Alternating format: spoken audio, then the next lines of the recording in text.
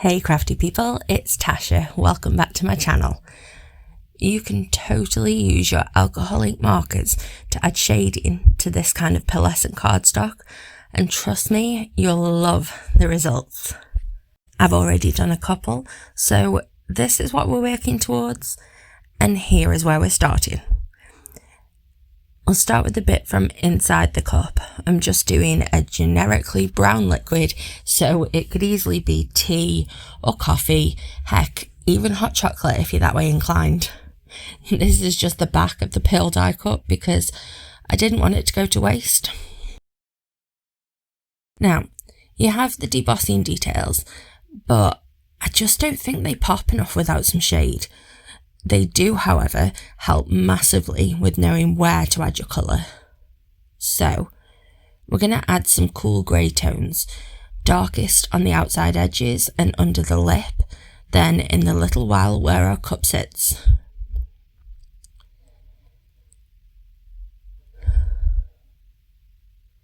On the cup itself, I'm using my glue to give it a bit of a curve. This will help give us a natural highlight when light hits this pearl cardstock. This colour is darker though, so I'm going to use a darker marker too, and I'm just adding a tiny bit in a few places.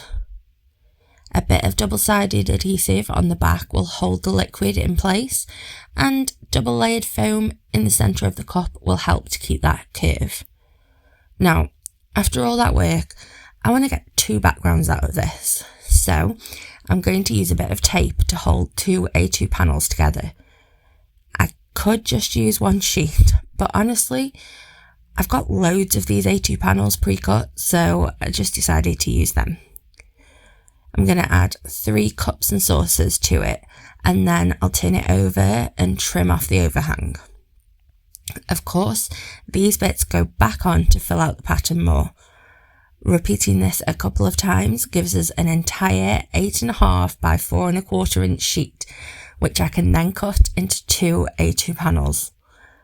My trimmer didn't like all of that doubled up foam though, so I did give it a bit of brute force, and unfortunately that tore the edge a little bit, but I just trimmed it out with my long bladed scissors. I made my own sentiment. I love doing this using die cut letters. I went with a bit of a colloquial phrase. So, if you ever forget how northern I really am, then this is your reminder. Fancy a cuppa? Allow me to translate. Would you like a cup of tea?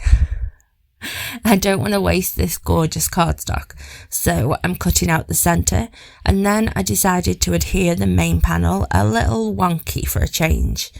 Love those pops of gorgeous glitter.